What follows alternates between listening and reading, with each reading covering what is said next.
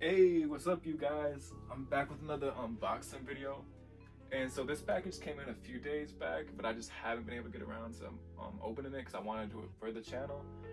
But the box right here came from Index Portland.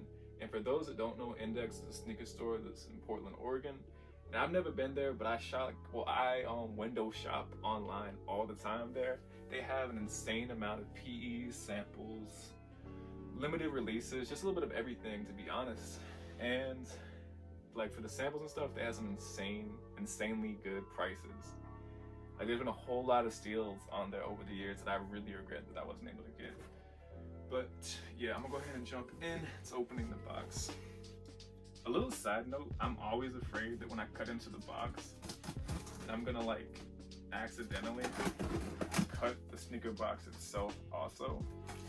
But I don't necessarily care about the sneaker box itself. It's just I don't want to be the reason that the box gets damaged, if that makes any sense. Alright, so what is this? Oh, this is my first time ordering anything from them too. Alright, so it's just the receipt of my purchase. So I did pay a pretty high price for these, but it's a price that I was willing to pay because they are limited, and I don't really know whether to say this is like a nostalgic or like, what am I trying to look for? Or sentimental like shoe release for me, but I'll tell you the story after I get them out. And these shoes are a size 11. This is a sample, but they did release this is a sample pair. And so what it is the Air Jordan 3, the Seoul / Korea pair. Does it have everything? Alright, yeah. So, without further ado, here they are. I'll try and show it close up again as always. So, this is a sample pair, so I don't know if there's any small like differences between this and the release pair. From what I can see, there isn't. I've seen a few pairs of these in hand before, but they've never been my size. I've only seen like small pairs of these hit the market that were good prices. So I paid $1,200 for these, and I know that's like an insane amount of money for most people, and it really is. Like, I'm not trying to say like put $1,200 down like it's not a lot of money, because it is. That's somebody's mortgage or somebody's rent. But for me, I'm really passionate about shoes, and you know, there's not many people that pay that much, but I'm one of them that will. But anyway, so the story about these is when these came out like 2 years ago, I had just stopped working at a hospital. In 2018. So I had two people that I knew that were stationed in Korea at an army base when these were coming out. One of them was my friend from high school, another one was an ex. I knew better than to ask her. No disrespect to her, I want to see her do well in life, but she just doesn't mess with me like that no more. But anyway, I'm probably gonna get in trouble for that one, but we'll see. But yeah, so my friend, he was in the army, he was stationed there, and he was able to, well, he wasn't able to get them like we thought we were gonna. He thought he was gonna get them. I didn't think we were, but I remember we were going back and forth, and he had just gotten the shoes, so I didn't think he really understood how limited of a shoe these were, and how because they were just in Korea and they were Jordan, it was gonna be a really insane release. But you know, he took the bus or the train, whatever he had to take to get there. It was like a 2-hour drive, if I remember correctly.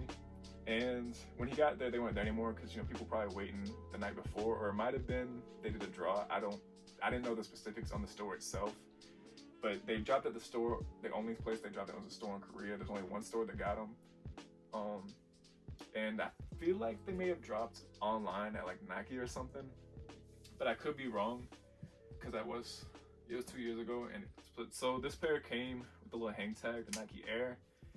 But because of my friend, you know, trying to get them for me, I was really happy about that. Because for me, it's like shoes, you know, there's a lot that I have like sentimental value with.